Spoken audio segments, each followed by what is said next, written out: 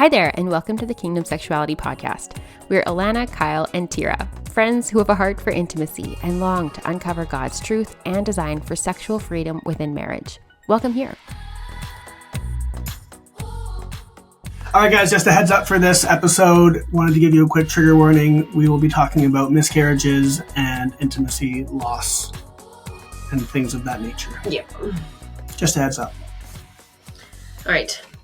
I picked this question. Oh, but we have to read a review first. Okay, first I'll read the review. I just want to get to the question, but okay. I was really excited for her question today. I thought of this one last time, and I didn't write it down, or we missed it. Anyway. Okay, so the review. It's titled, Thank You, 5 stars. I wanted to give a 5-star review and thank you guys for what this community, the podcast, and Instagram page has provided me. I'm 24, engaged to be married in 4 months, and have a history of struggling with lust and erotica. I've dreamed of resources for years that could bring me out of the sin and teach me biblical views on sex. This is that resource. Yay. Your honest kingdom focus shines through your content. I cried reading these comments, specifically realizing how nervous and focused I've become about my wedding night. Thank you. Praise God for the work you are doing and the lives you are touching. You are advancing the kingdom and helping build healthy, godly marriages and in turn, families. From the podcast enthusiast. Sweet. Yay. Thank you. That's great. Now you may ask your question. Okay. So I think of these things all the time. So there's going to be more of these kinds of questions because I love them. I think about them all the time. So in every marriage, there's a person who squeezes the toothpaste tube from the middle and someone who squeezes it from the end and like pushes it to the front. Which one are you guys? This is going to be a really lame answer, but we both do it appropriately. Where if it's near the bottom, we do it from the top. If it's full, we do it from wherever. So like the end? Like you The squeeze end where from the do you back? push from like the end it comes out, the middle, or the end where it doesn't How would you come out? squeeze where it comes out? Like right You can just push like right there. there. Hey, when there's nothing left, you gotta push right there. Yeah. It all depends on how much You gotta get your toothpaste is thumb the right in tube. there. Yeah. Jam it in. Like, Jam the ends into the middle. So like more from the top down. So you do it normally. Okay. But I feel like both Ken and I do that. There has never been a toothpaste issue in our marriage. Okay. Yeah. Kyle. Oh, I'm only from the end. Like anally from the end. I have an electric toothbrush and like the heavy part at the bottom, I will lay the toothbrush on the counter and roll it on there so it pushes everything out. Did you know you can get a little contraption that actually like What do I need a cinches- contraption for? I got my toothbrush. But then it just stays on the toothpaste and like slowly cinches it out so that you never. Sam goes right to the middle and it's just... Oh, she's a middle squeezer.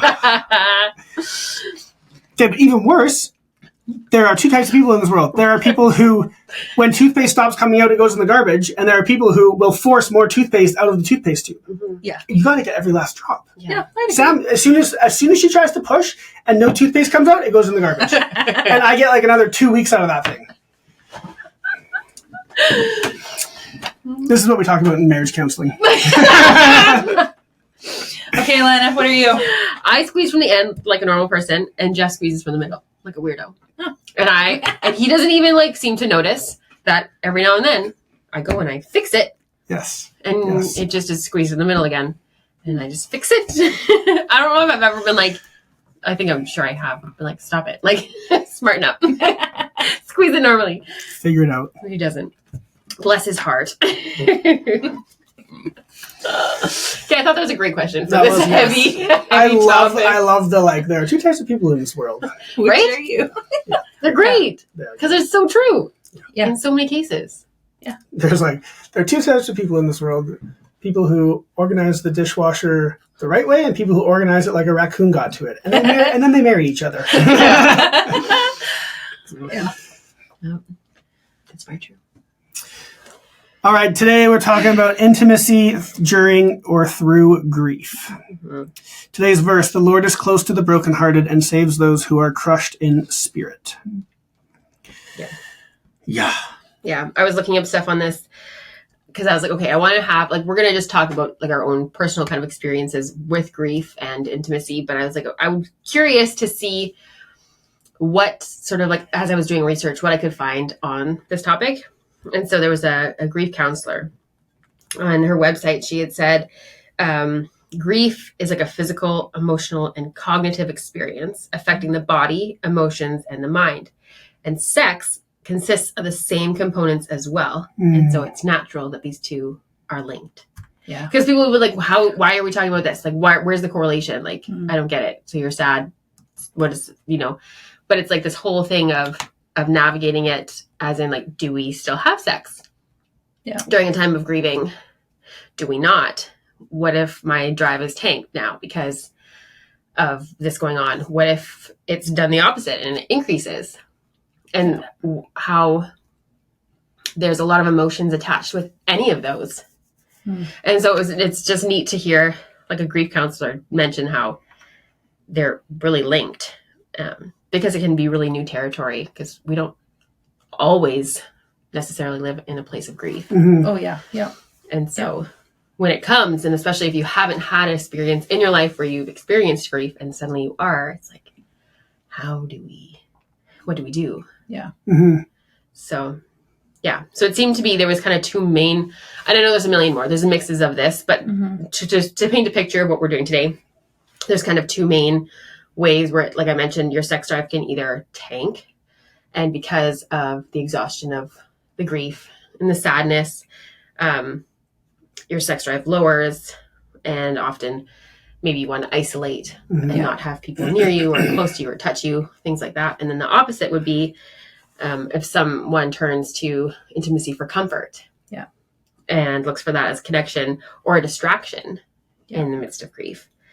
So, which both of these in an aspect, I think, can lead to guilt, because either you feel guilty because you're like, oh, I'm grieving, and so I don't want sex, so my spouse probably feels neglected. Yeah. Or you feel guilty because you should be sad, but you're experiencing pleasure and having a good time when you are like, I should probably be sad right now. I shouldn't be having fun. Yeah. So really interesting and really like hard to navigate either way. Yeah. Well, and then you've got the whole aspect of, okay, what if it's one person's just grieving? Yeah. Yeah. Right? Like one person, say, lost a friend that the other person wasn't close with, or lost a parent or whatever. Like it's going through something like that. And the person who didn't go through the loss isn't going through grief. It's like, okay, how do I act around you now? How do I be around you? Yeah. What do you want from me? And so then there's that whole thing. And that's probably one of, like, I get that on Tuesday Q&A sometimes where a wife would be like, my husband just lost a friend and now he doesn't want sex anymore. Like, how do I approach that? And I'm like, yeah, that is a scenario that you have to do. And I think there's an aspect of you need to just honor them where they're at. Yeah.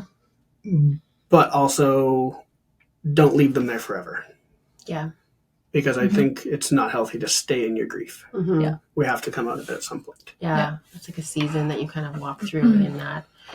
And I think even having that conversation is like, hey, I know certain things are going to be different right now. How can I support you in this season? Yeah. Like, Big time. how can I be there in what does it look like for me to be close to you right now? Yeah. Whether it's just in my presence, like being a body in the room, like, or if it's a hand on your back, like, what do you need? Yeah. Which is like laying it out really plainly and being like, And to, like, if you are going through grief and it's been a long time and, you've been prescribed antidepressants or something like that, that can also tank your libido too. yes. And, and then it just drives the whole cycle through. So just, if that can play a big part. And there was one other thing I was going to say, and now I can't remember. Okay. It'll come back. Yeah, it always does. Yeah. And so even, I just think communication is probably the most important thing, and being present. Did you remember your thing? I remember the thing. I was also going to say, like, I feel like this is also where the 5 love languages come into play too. If the spouse that isn't grieving, well, actually, I guess it could be both. Like, even if you're both grieving and one of you is more physical touch than the other, they may have different needs, like for comfort than the other person, and vice versa, like, and so, yeah, making sure you're communicating during those times and meeting your spouse in that, whichever way their love language is. I just had a thought. What if you're both grieving and one of you decides is like your drive is way up and the other one's drive is way down? I feel like talking about it for sure and meeting each other in the middle.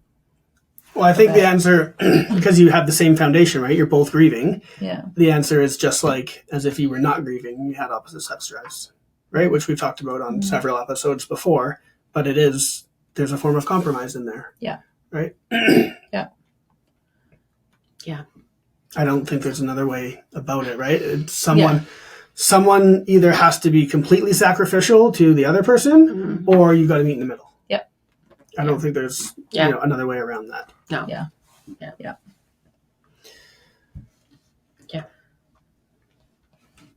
All right. Now it's like, how do you lead into anything else now?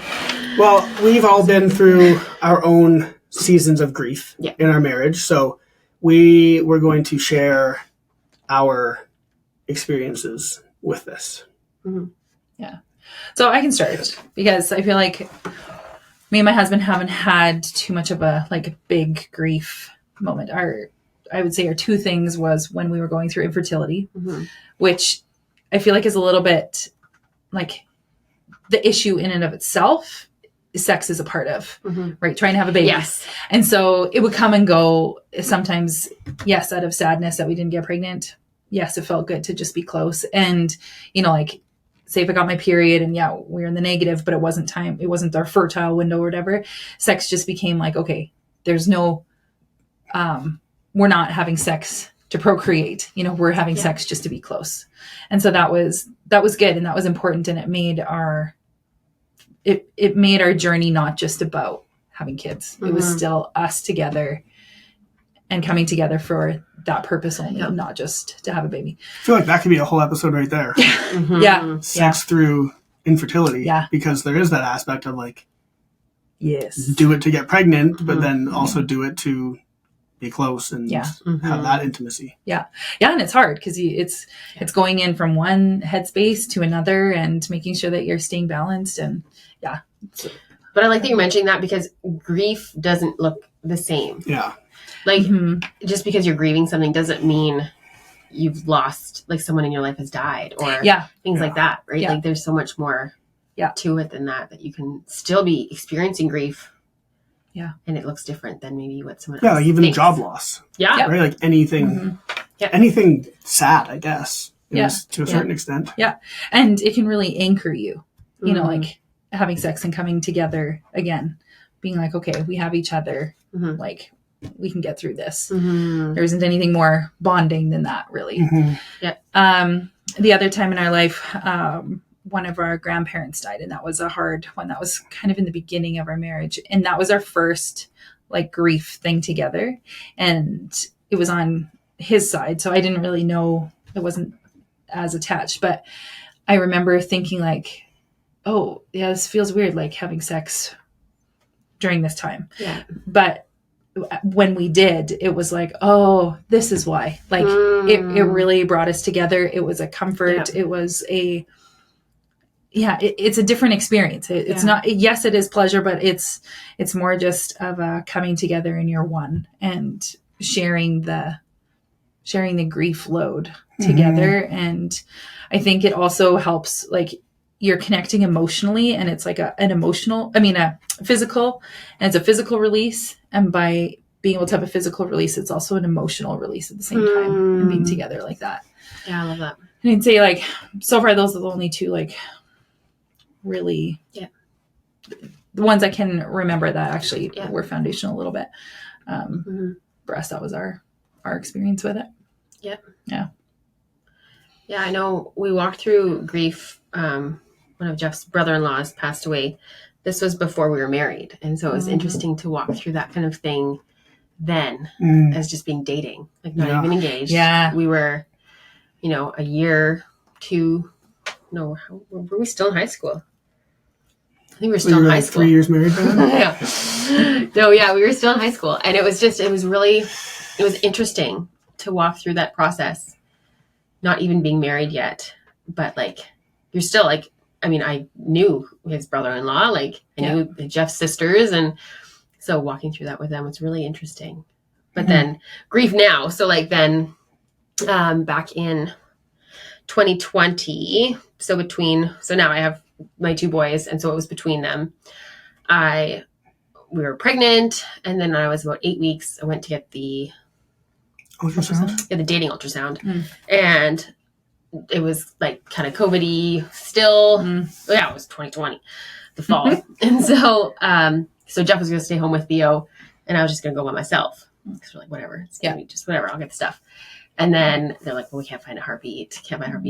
And then it was just bizarre though, to like experience that on my own without having him there. Like, I'm never going to an ultrasound by myself ever again. It was like, but it was very interesting. And it was hard too, because my body was still like, I still was morning sick, like weeks after still, like it was nothing just like happened on its own. But I can remember us during that time having sex and in my mind being like, I wonder if this is okay. Like, I was still sad in my heart, but it was just like, it was nice and it was great.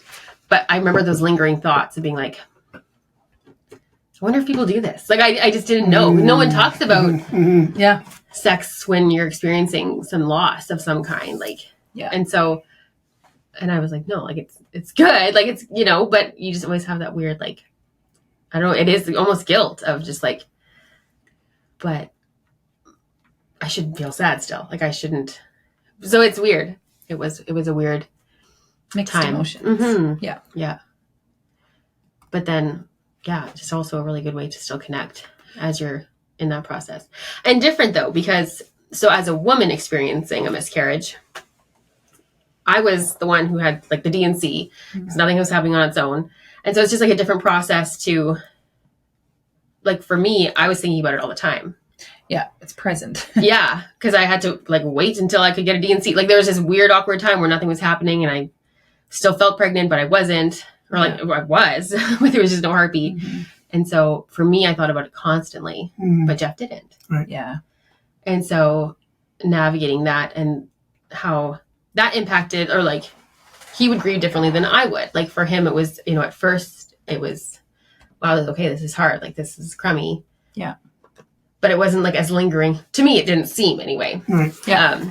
Maybe he thought about it more and whatever, that's great. But, so it's just interesting how, depending on the type of grief, you might experience like anger. Like, why aren't you sad about this? Or, and that could cause resentment in your marriage or bitterness or like there's so many other things we could like layer off in this episode, right? Like, why aren't you more sad? Like, But I think it just boils down to everyone grieves differently. Totally. Right? Not wrong, just different. Yeah. Totally. Yeah. And emotions can get really easily attached and riled up and I think it's easy to remember that. Yeah. And just to make sure you have grace for one another during that time too. And, things might be said, like, even though everybody grieves different, you still need to be aware of what your own actions are doing, what your own words are doing. Yeah. And, and you can preface it, I'm not feeling like myself right now. Or if something comes out that shouldn't have, you know, apologize for it. You don't need to hold back and like, oh no, I'm sorry. I'm having a hard time filtering at the moment, So during that time, did you feel more close to Jeff? Like, would you say intimacy helped with that process, or was it just what did you actually feel like after you had processed the, like, do people do this, or is this okay? I think so. And I think more was just like having him, like affirm feelings or, affirm me, or I don't know. It was just more maybe the other love languages that I needed as well. Yeah. So I don't think it was like my sex drive peaked because I needed that. It was just more closeness and connection and that kind of quality time, maybe more so than Yeah. Yeah. Okay. Mm-hmm. Yeah. Interesting to think back to. Mm-hmm. Yeah, it's sometimes not something that you process. No. You don't think back years, oh, what did I do in grief? Yeah. How did sex play a part? Yeah. Yeah. I know. Yeah. I know, even like planning this episode, I don't think I actually really like thought about every all the details and stuff. Yeah. But. Okay, what about you, Kyle? I'm gonna cry. Yeah, a couple of people have asked us to share our story on Q&A, and like we're very open about it, so we don't mind sharing. But we lost between our 4th and our 5th, which was also 2020. January 2020 though, so non-COVID. Yeah, so I'll just tell a story from the beginning. So Sam went to her appointment at, I want to say like 18 weeks, and they couldn't find a heartbeat. So then they booked us at the hospital for, actually they said like, oh, we'll get you guys into the hospital and we'll get you an ultrasound and they can use their machines. Yeah. And so took a few days to get that appointment, and basically we got that appointment. I was working, and right between patients, she had kind of called and said like, hey, they can't find a heartbeat. I think they sent her to the hospital right away, but then she got turned away. Anyway, something happened that we couldn't get in right away. And so I just like, my patient was sitting in the waiting room, and he's such a beauty. He's one of my favorites. And I was like, Joe, this is what happened. I gotta go. He's like, yeah, you go. And so anyways, a few days later, we finally get into the hospital, and they take us they took Sam into the ultrasound room, and they did an ultrasound. And of course, like the ultrasound tech is like stone faced the whole time. They can't say anything, can't give anything away. And Sam tried. She's like, can you just tell me, like, is there a heartbeat? He's like, I can't say anything. Like, you have to wait for the doctor. It's so crazy. And see, like, I feel like the ultrasound people told me. Oh, really? Yeah. Well, maybe you had to. I mean, I was earlier, so maybe that was why. I don't know.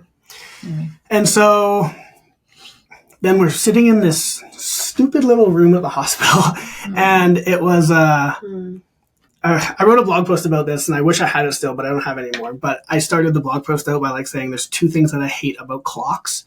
I hate clocks that have an audible like tick-tock. Yeah. And I hate clocks when the second hand doesn't line up with like the hashes properly. Oh. You know, it's like slightly off. It's not like lining up on the line. It drives me nuts.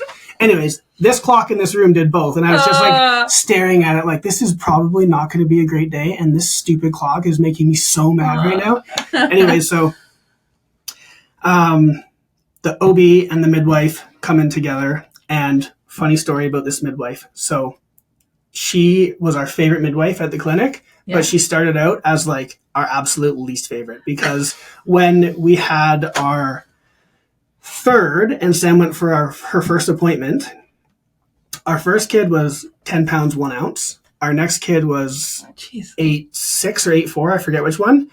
And so the midwife is going through Sam's history and looks at Sam and says, different dads? Because like, keep in mind, our first 2 kids are a year apart. So Sam would have been sleeping with someone else like a few months after giving birth. Did she say it as like a joke? No, she was 100% serious. She's like, oh, and Sam's like, no. She's like, oh, we don't usually see like differences in weight this close together. And so I was like, okay, well, like, no, same dad. Anyways, that was this midwife, and she ended up being our absolute favorite. So there's no midwife that could have been there. And the OB walked in, and she's like, yeah, there's no heartbeat. Your baby's gone. And I just remember like just crying like a baby. Yeah. And the worst part wasn't even over yet, because we couldn't. They had to get the baby out. Yeah. And we couldn't. So far along. And we couldn't do it there. So I remember, I'll never forget this. We had my mom's vehicle for some reason at the time, and we walked back to the car, and I'm super close with my mom, and I called my mom, and we're all going to cry. Yeah, for sure. And my mom answered, and I just said, baby's gone. And I remember she just started crying so much. Yeah. But, yeah, and then a couple of days later, we had to go back in, do the whole thing, and we had the worst OB in the entire world. This Eastern European woman, absolutely no bedside manners, just like no emotion. I remember when everything was done and we delivered the baby, delivered the placenta, and she looks at my wife and she says, "Oh, your miscarriage is complete now," and just walks out. And I'm like, you little. But the nurses were so good. Everyone was like, for as bad of a situation as it was, outside of that OB, everything was great. And so we got to, he was far enough along that you could see it was another boy. Like, just don't make girls in this family. It's only boys. So, yeah, 5 boys. And, yeah, I remember we it's your baby. So you get to leave the hospital with it. And so we took him and had a little, there's a place down by the river that I proposed to Sam. And it was like, it's been our spot forever. And so I had a little burial there. But, yeah. So that was our story. Through that, though, we, as best we could, we maintained sex as like a foundation in our marriage. And I think for the most part, it helped a lot. And I remember Sam saying to me, because she did kind of isolate herself, but I remember her specifically saying to me, like, don't leave me on my own. Right. Like, I'm going to do this to myself, but I need you to like come and get me. Right. I need you to not let me go there. Yeah. And she said the same thing with sex. She's like, I'm probably not going to want it, but I need you to not let me not want it, because I know I'm going to need it. I'm going to need that closeness. I'm going to need that connection with you.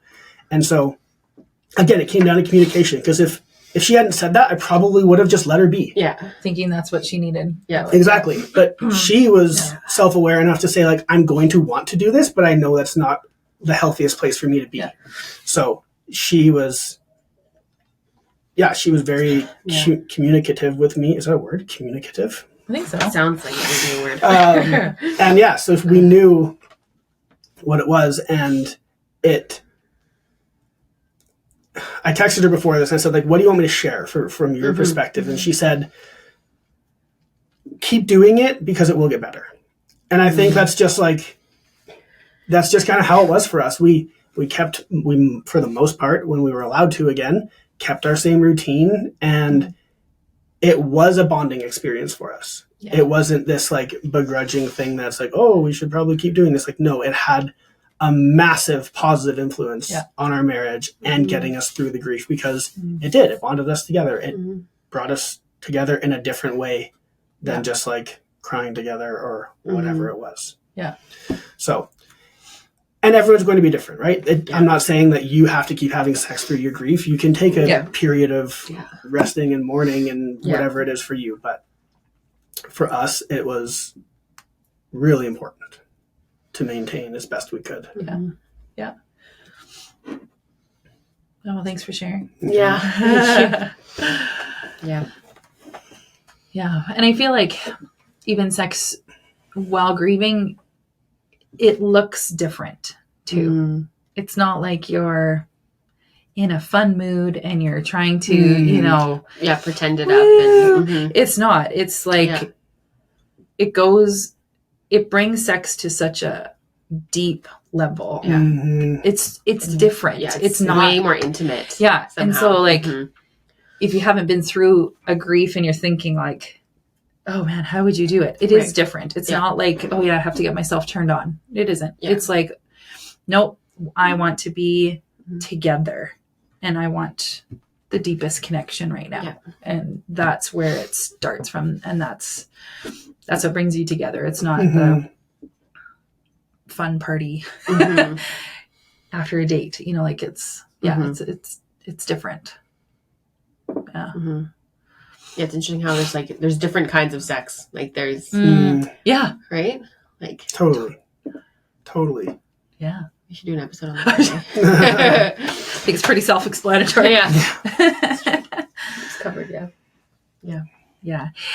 Did you guys have any like resources that you went to that helped like as a couple during that time or anything? Or No, our community is really good and really close, and they took really good care of us. Like they got a meal train going. I think we had like $500 in DoorDash gift cards sent to us, and like from my work and community groups and stuff.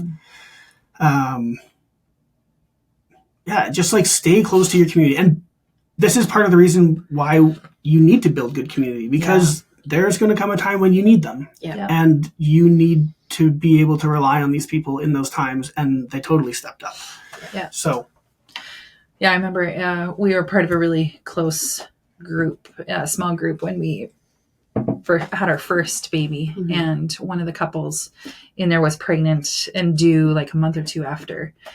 And they had the baby and there was something wrong with the heart, and he passed away 14 hours after they had him. Ugh.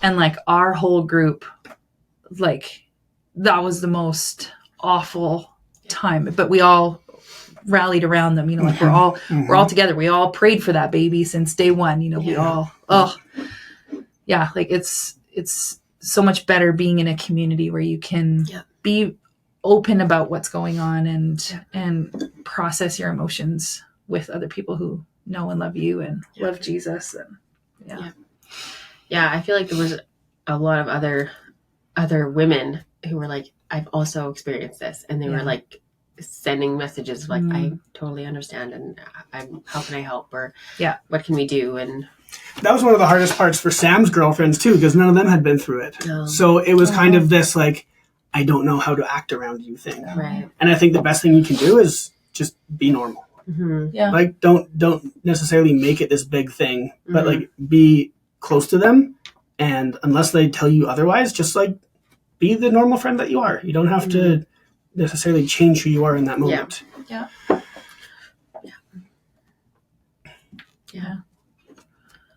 Well, it was fun. Like, how do you end on this? I know. Yeah. I'll pray.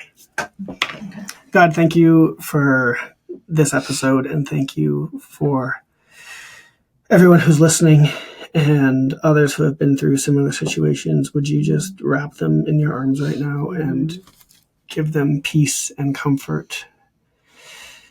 And would couples who are going through grief be able to communicate well what their needs are? And would it just be a time where they rely so heavily on you, and that their intimate relationship with you can go to a place it hasn't been before?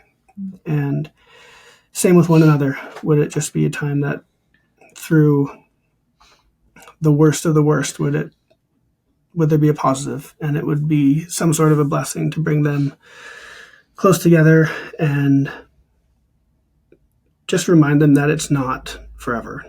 There will be an end to this. You will get through it, and keeping you at the center and relying on one another and having a good community and all of those things will help. And would the communication around sex be crystal clear, so there's no disappointment or